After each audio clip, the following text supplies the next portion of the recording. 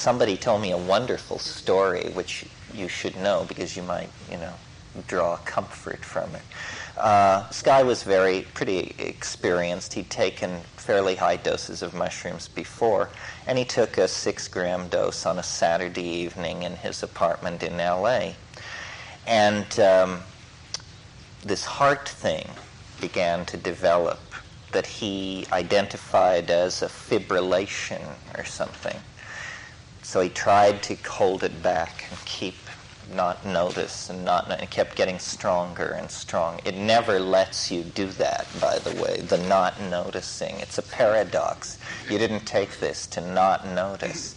So eventually he becomes thoroughly alarmed and he tries to call a couple of his friends. Well, it's Saturday night. Nobody's home.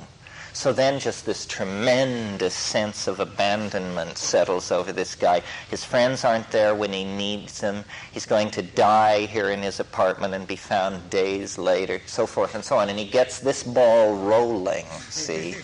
So finally he despairs. He's a psychotherapist, an MD, blah, blah, everything. He despairs. He calls 911. So they come, they get him, they rush him to the hospital, they put him in a ward, by the time all this has happened, and he's gotten all this attention, and probably a little second he's feeling pretty good about it all. So then he says to the guy on duty, he says, I feel like I have to tell you, I took psilocybin mushrooms. Do you think that brought this on? And the guy said, no, you had an anxiety attack. We get people with this all the time who don't know anything about psychedelic drugs.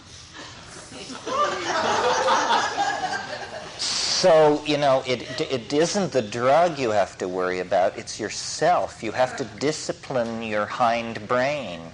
You have to be able to say, listen, shut up! We're going to come through this, just shut up about it. Because it's saying, but don't you think we should call somebody?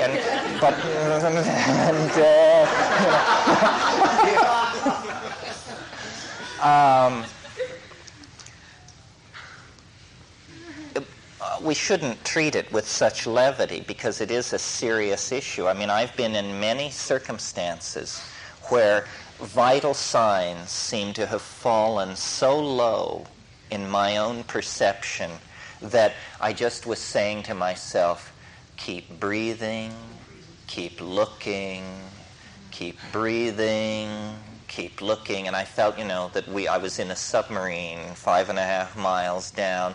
Easy does it through here. Breath, attention, breath, attention. Because you have the feeling that if you don't keep your attention on your breath, you will simply stop breathing.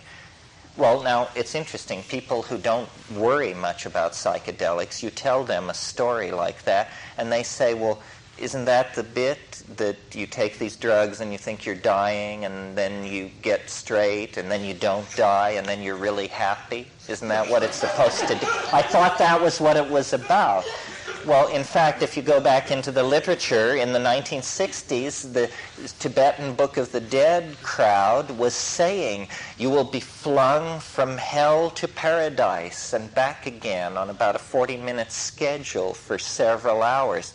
And they prepared themselves for these bad trip situations by anticipating it.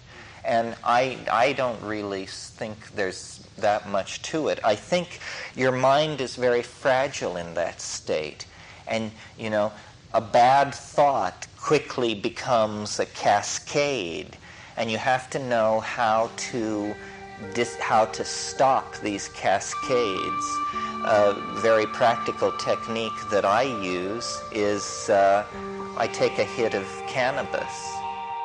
Thinking you're going to die, at least for me, is not all that rare. I mean, if somebody invites me to go sailing with them on the bay on a Sunday afternoon, at least twice in the afternoon, I will sign off completely and just assume that's it,